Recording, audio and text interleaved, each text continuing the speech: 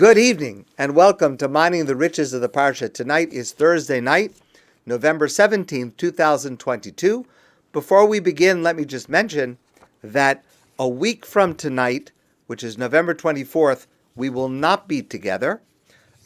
We are planning to go to our children in New York for American Thanksgiving.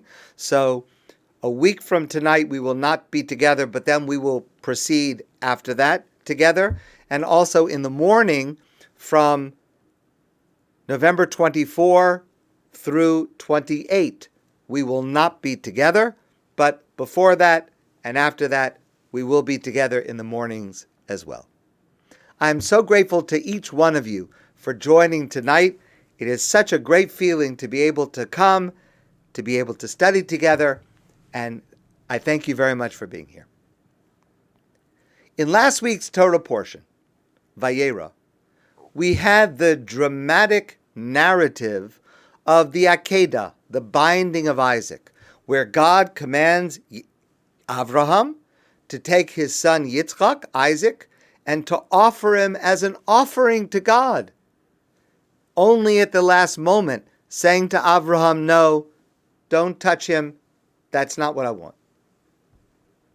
Now that narrative was introduced with the following words, V'ho'elokim nisa es Avraham, and God tested Avraham. Now, as many commentators point out, and we discussed this recently, the purpose of the test is not for God to find out the answer. God knows the result. God knows what Avraham will do. The purpose was to allow Avraham to actualize what was within him as potential, but had never been called forth. And so for Avraham and for us to understand of what he was capable and of what we are capable. And for Avraham to understand the scope of what God asks of him and of us. Now, our sages, in fact, tell us that Avraham was given 10 tests, and it was because he passed them all that Avraham was chosen by God to be the patriarch of Am Yisrael, the Jewish people, until today. We assume that these tests were of increasing difficulty, but there is no clear statement in our sages' literature what the 10 tests were. The Akedah, the binding of Isaac, is the only place where the Torah explicitly says this is a test. So Rashi, the famous commentator, says that the 10 tests occur during the narratives of the Torah portion of Lech Lecha and then last week's portion of Vayera. The first one is God's command to Avraham, Lech Lecha me'artzecha, leave your home and go to the place that I will show you. That's number 1. And according to Rashi, number 10 was the end of last week's Torah portion, the Akedas Yitzchak, the binding of Isaac.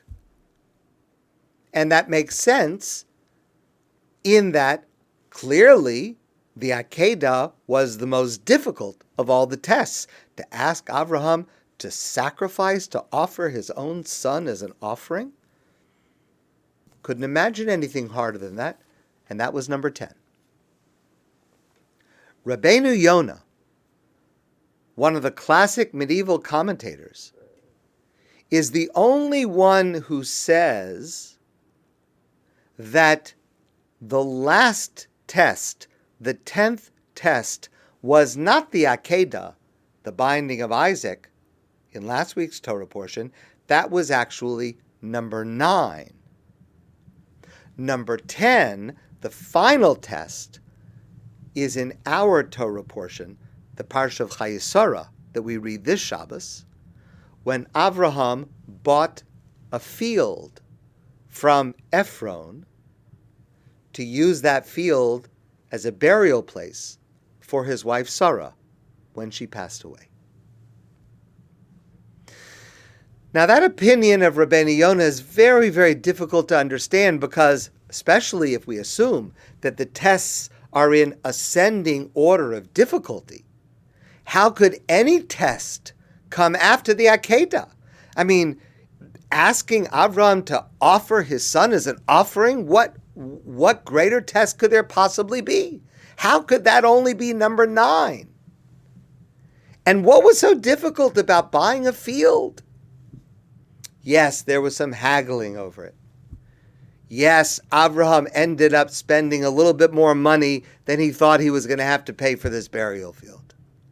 But how can we understand that the test of buying this field, that its difficulty exceeded what Avraham was called upon to do with the Akedah? How is it possible to understand that? So I want to share with you an insight from Rabbi Yisachar Frand, and it is so important. It is so applicable to our lives. You know, it happens not infrequently to all of us at some point. After the most difficult task that we face, whatever it is, we feel by all rights we have nothing more to prove. We've done it. We passed. We did more than our share. It was difficult, and now we're drained, and now we can rest. The worst is over. Now we can relax. But that's not how life goes. The test of Avraham buying the field from Ephron in order to have a place to bury his wife, Sarah, the test in that is that even after the Akedah, God, I've done everything you asked. I have offered my most precious son.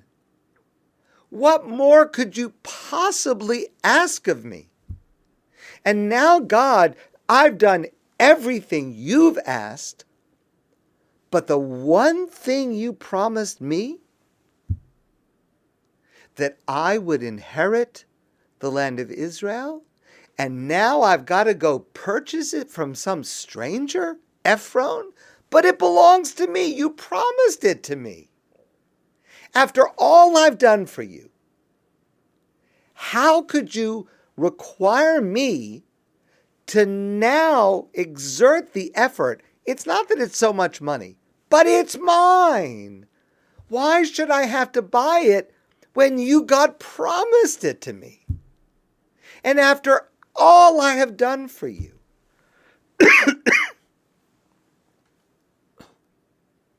It's demoralizing. It's exhausting. The test is that Avraham did not give up.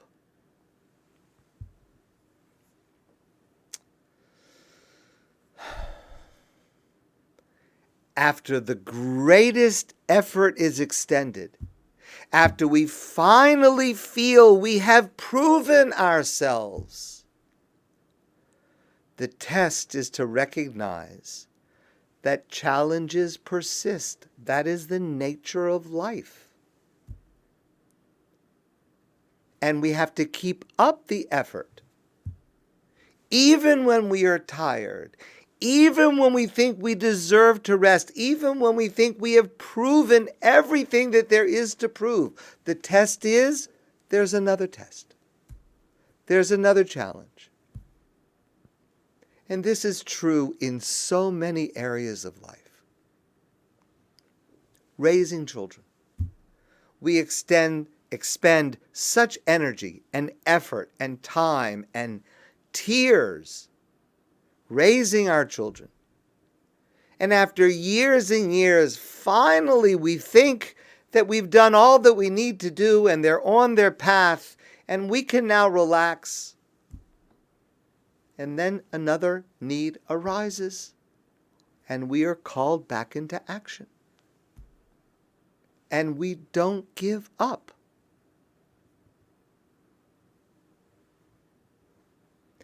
Every area of life. It's true about COVID. It's still not over.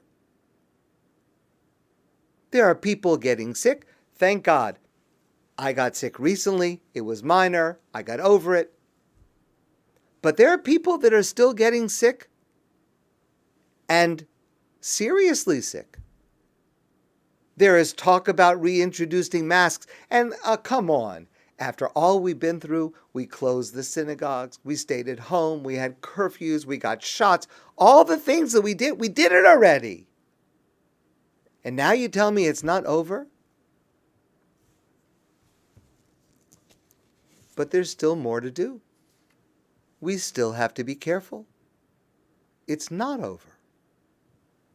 Rabbi Meir Gruzman explains that God had promised to Avraham that he would give him this land. And he has to negotiate for it. The test was in Avraham's faith in God's promise, even when it was not coming true when it should have. And the truth is, even after Avraham purchased that field and buried Sarah, his ownership was questioned. And even at the moment of his death, Avraham did not live to see God's promise fulfilled.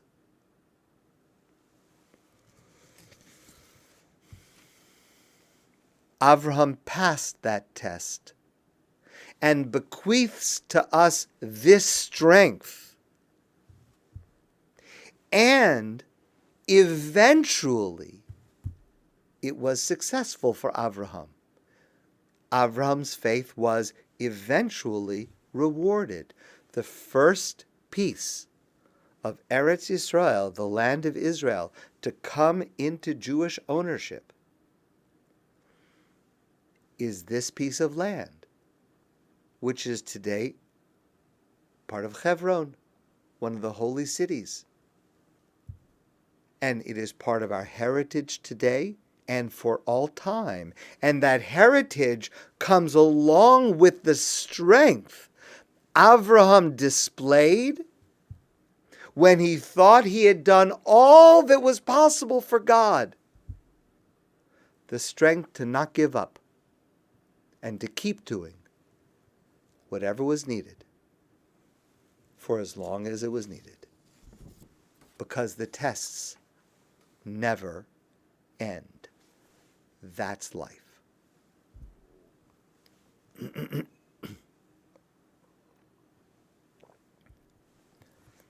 We discussed before that Avraham and Sarah initiated a new way of serving God through chesed, through acts of kindness, through acts of empathy and caring for God's children.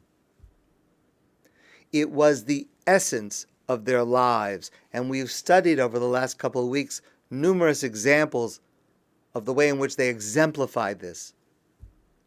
It was the core of their personality. And it was so pervasive in their lives that when Avraham, in our Torah portion, sends his servant Eliezer to find a wife for Yitzchak, Eliezer, according to the text of the Torah, intuits on his own, apparently without being told, the exclusive criteria for choosing a mate, a wife for Yitzchak, a daughter-in-law for Avraham, that this young woman must be suffused with this characteristic of chesed, of acts of kindness. It was obvious. This had to be the criteria for anyone joining the family of Avraham. There could be no other criteria. And we see that played out as Eliezer eventually finds Rivka, a woman who exemplifies chesed, and she becomes the mate, the wife of Yitzchak.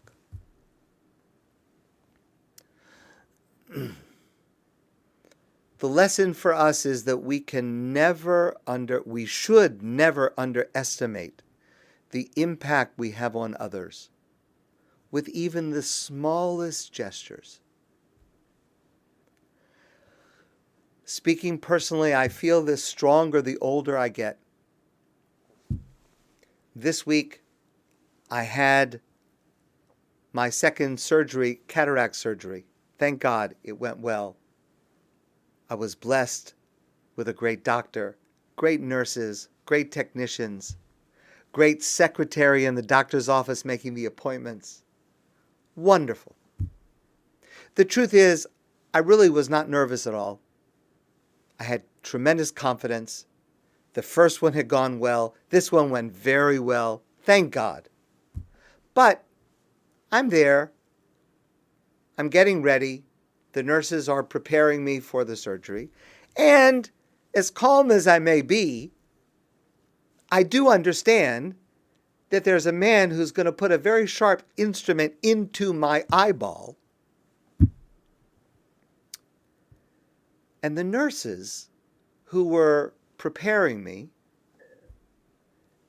they were so kind. They were so helpful. And, I mean, it's nothing. It's a smile. It's a nice comment. It's helping to put something on or take it off. It's a small gesture. But you know, sitting in that room just before the surgery, it meant a lot to me as a recipient of that kind of small act of kindness. It made a difference. It really helped me. It put me at ease. And it can be so easy. It can be so simple. A smile. Rivka offering water, not only to Eliezer, but to his animals also.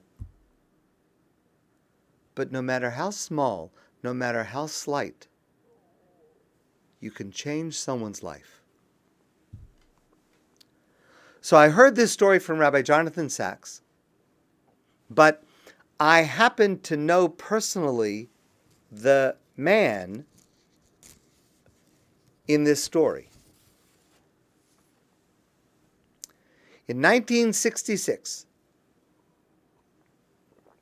an 11-year-old black boy moved with his parents and his family to an all-white neighborhood in Washington, D.C. He was sitting with his brothers and sisters on the front step of the house, and he was waiting to see how they would be greeted by their neighbors. They were not. People passing by turned to look at them, but no one smiled. All the fearful stories that this boy had heard about how whites treat blacks seemed to be coming true. And years later, when he wrote about that day, he wrote, "I knew we were not welcome here. I knew we would not be liked here. I knew we would have no friends here. I knew we should not have moved here." And as this 11-year-old boy was thinking these thoughts, a white woman came across the street. And she approached the children with a broad smile and she said, "Welcome." She went into her house and she came back a few minutes later with a tray that held glasses of lemonade and sandwiches. And she brought this to the children to make them feel at home. And that moment, this young man later wrote, that moment changed his life. It gave him a sense of belonging where none had existed before. It made him realize at a time when race relations in the United States were fraught and tense and dangerous. It made him realize that a black family could feel at home in a white neighborhood, and that there could be relationships that were colorblind. That first spontaneous act of greeting became for him a definitive memory. It broke down a wall of separation and turned strangers into friends. That small gesture changed his life. This young man, whose name is Stephen Carter, eventually became a law professor at Yale University Law School. He and I were teaching at Yale at the same time, and we worked together on a number of projects. We spoke about my class, which was a class in Jewish law, about which he was extremely knowledgeable and interested. I did not know this story then when I knew Stephen, but Stephen Carter is a remarkable person in many ways. He's also, by the way, a great writer. He has written novels as well as nonfiction, and I recommend his writing to you highly. And he wrote a book about that day, what he learned that first day in that new neighborhood, and the title of that book is called Civility. And in that book he writes, it was no coincidence that this woman who came over to them was a religious Jew. In the Jewish tradition, he writes, such civility is called chesed. That's Carter's translation of chesed, civility. The doing of acts of kindness, which is in turn derived from the understanding that human beings are made in the image of God, which is absolutely correct. We've discussed this recently. To this day, he wrote, I can close my eyes and feel on my tongue the smooth, slick sweetness of the cream cheese and jelly sandwiches that I gobbled on that summer afternoon when I discovered how a single act of genuine and unassuming civility can change a life forever. Always remember and never forget, a single act of chesed can change a life forever. Now, Carter translated chesed as civility. Sometimes we translate it as kindness. In 1535, Miles Coverdale published the first ever translation of the Bible, the Torah, into English. And when he came to the word chesed, he realized there was no English word that fully captured its meaning. And so it was then, in order to translate that word, that he coined the word loving kindness. That is chesed, loving kindness. Rabbi Abraham Joshua Heschel used to say, when I was young, I admired someone who was clever. Now that I am old, I admire someone who is kind. The older I get, the more I agree with that. William Wordsworth was right when he wrote that the best portion of a good person's life is their little, nameless, unremembered acts of kindness and love. That describes Rivka, and that is why she was perfectly suited to be Yitzchak's wife and to be our matriarch.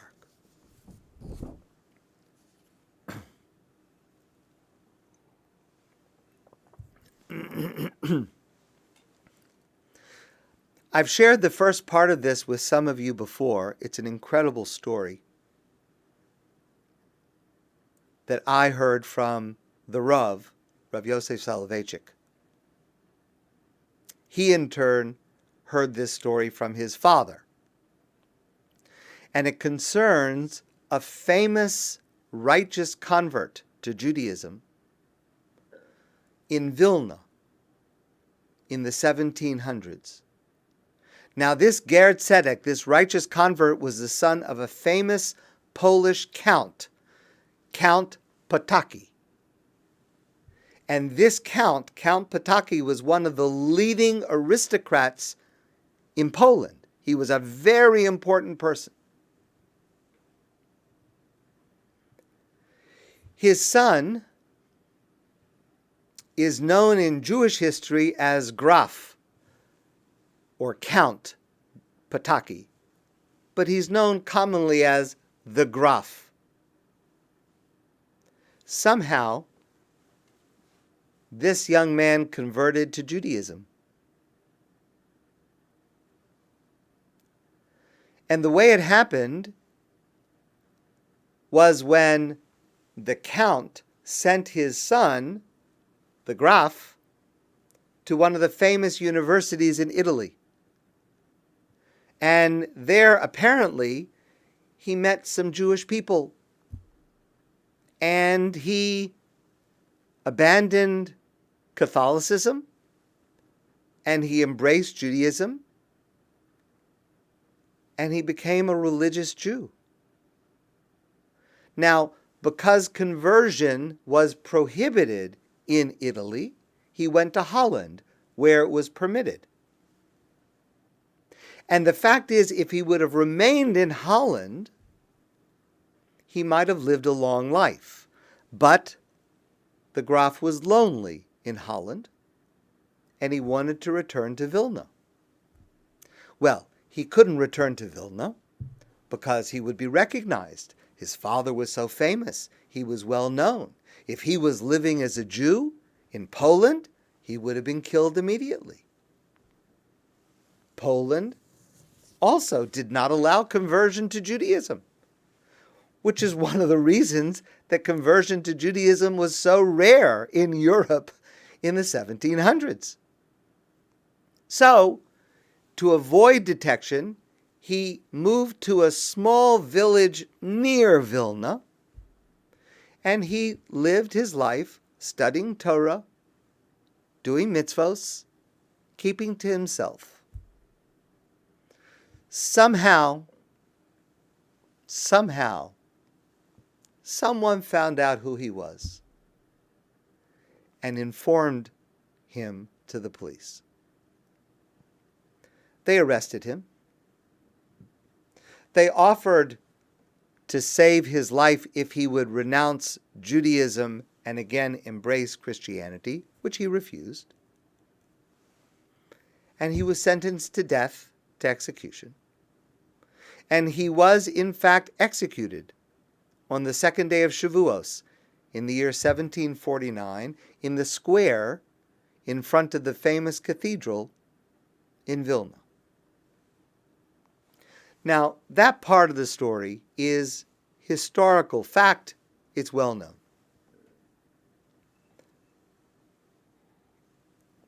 Here's the part of the story that the Rav Soloveitchik, heard from his father.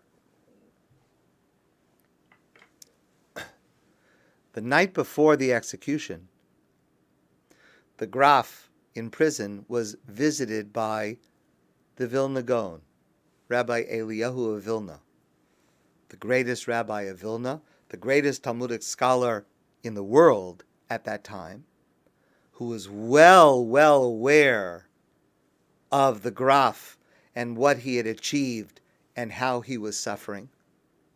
And the Vilna Gaon, the great Vilna Gaon, came to visit the Graf in prison the night before his execution. And the Graf began to cry. The Vilna Gaon said to him, "Why are you crying? Are you afraid? Are you afraid of dying? Are you afraid of the torture that they're probably going to inflict on you tomorrow?" And the Graf said, "No, I'm not afraid of dying. I'm not afraid of torture. I'm only afraid of one thing. When my life in this world is over and I reach the world to come, I will be all alone. No one else in my family is Jewish. I did not marry. I don't have children. I don't have a Jewish family. I will be in the world to come, Olam Haba. I'll be all by myself." And the Graf started to cry. So the Vilna Gaon wanted to correct the thinking of the Graf in a way that only the Vilna Gaon, Rabbi Eliyahu of Vilna, could do. The Vilna Gaon quoted the verse in the Torah from the prophet Isaiah, Yeshayahu Hanavi. It is a verse, a pasuk, that we actually recite on the high holidays. Ko amar Hashem melech Yisrael v'go'alo, Hashem tzvakos. Thus does God say, God, the King of Israel, the Redeemer, the God of hosts. This is what God says. Ani Rishon, I am the first. Va'ani Acharon, and I am the last. Umi baladai ein Elokim, and besides me there is no other God. What does that mean? So our rabbis in the Midrash say, I am the first because I do not have a father. God does not have a father. I am the last because I do not have a brother. Beside me there is no God because I do not have a son. So the Vilna Gaon asked the following question. Is that really the correct meaning of this verse? It would seem based on this that is a simple refutation against Christianity. Is that all that this verse is telling us, that God does not actually have a son? So the Vilna Gaon said to the Graf, there's actually a mistake in the text of this passage of the rabbis. And the correct reading should be as follows. I am the first to the one who has no father, and I am the last to the one who has no son. In other words, God is saying through his prophet Yeshayahu, I am a father to everyone who has no father, and to everyone who is lonely, I am a father. I am a son to everyone who dies childless. This is the promise that God makes. And when the Graf heard this, he said to the Gaon, Rabbi Eliyahu of Vilna, Nichamtani, you have comforted me. And the Graf stopped crying, and the Vilna Gaon went home.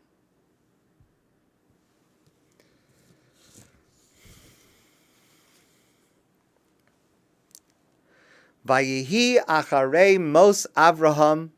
In our Torah portion, Chayei this Shabbos, we read, and it was after Avraham died, at the age of 175. Vayivarech Elokim es Yitzchak beno. God blessed Yitzchak, his son. One of the classic commentators to the Torah is known to us as the Alshich. The Alshich asked the following question. Vayihi acharei mos Avraham. And it was after Avraham died, and God blessed Yitzchak. Well, we know who Yitzchak is. Yitzchak is the son of Avraham. Who is Yitzchak's father? Avraham. We know that. Why does the Torah say, Vayihi acharei mos Avraham, and it was after Avraham died, Vayivarech Avraham es Yitzchak. God blessed Yitzchak. Why does it say, Vayivarech Elokim es Yitzchak beno? Why does the Torah have to tell us at this moment that Yitzchak is Avraham's son? We know that already. The Alshich says, the reason that God came to bless Yitzchak, Rashi says this actually, he came to comfort him. Nichum avelim. He was making a shiva call. Avraham had died. Yitzchak's father had died. God came to bless him, to comfort him.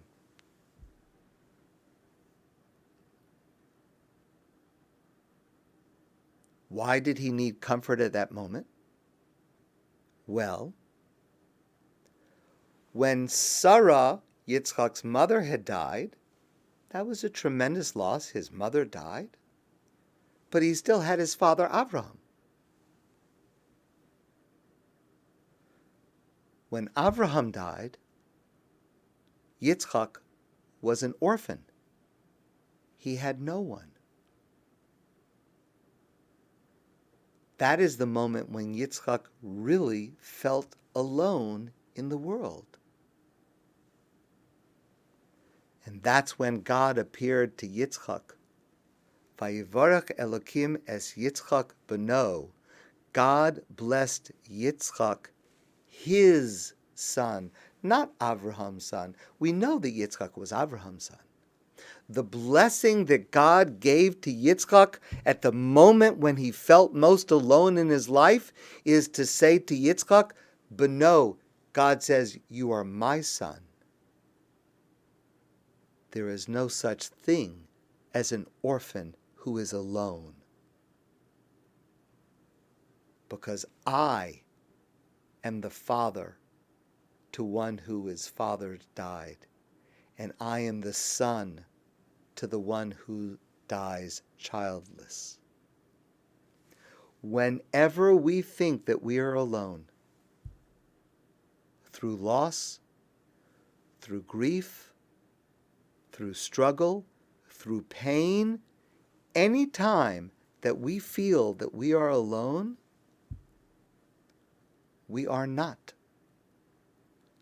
God says to every one of us, I am the parent to everyone who is lonely, and I am the child to everyone who is childless. That was God's comfort for Yitzchak, and that is God's promise to every one of us forever. My friends, I want to wish you a beautiful evening and a fantastic Shabbos. And I look forward to seeing you soon in person.